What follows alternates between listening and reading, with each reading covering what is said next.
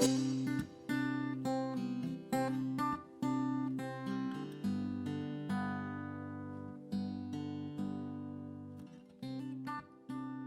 my name's Callum McRobbie. I have a background in environmental science, where I studied at university, as well as my master's in sustainable architecture.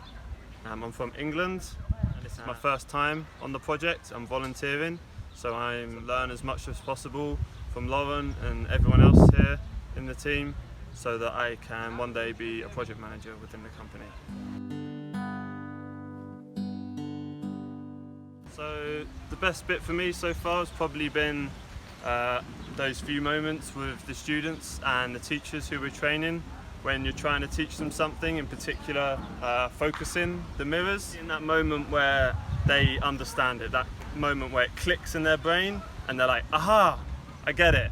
And for me, that's the best bit, because you really see them learning and they enjoy, they're happy with the fact that they've learned something, and for me that's such a great feeling. So yeah, so far Mwanza's been a great city to come to. It's my first time here.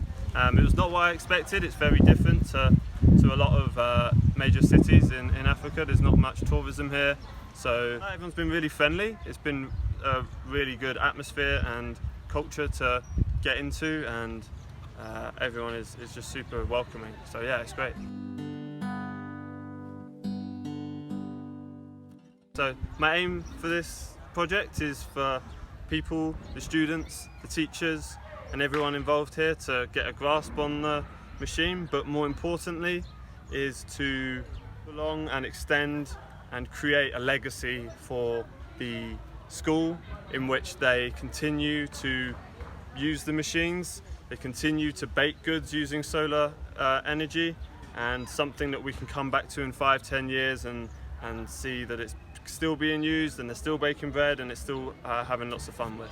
So my vision for the future is in 5 years time I see the company branching out into more countries and spreading across all the countries in sub-Saharan Africa. The grand future, the ideal scenario would be for every school, every local bakery, every training facility to have one of these Lytefires, so that everyone can learn, but more importantly so that less developed countries and communities can benefit from the free solar thermal energy that the Lytefire produces.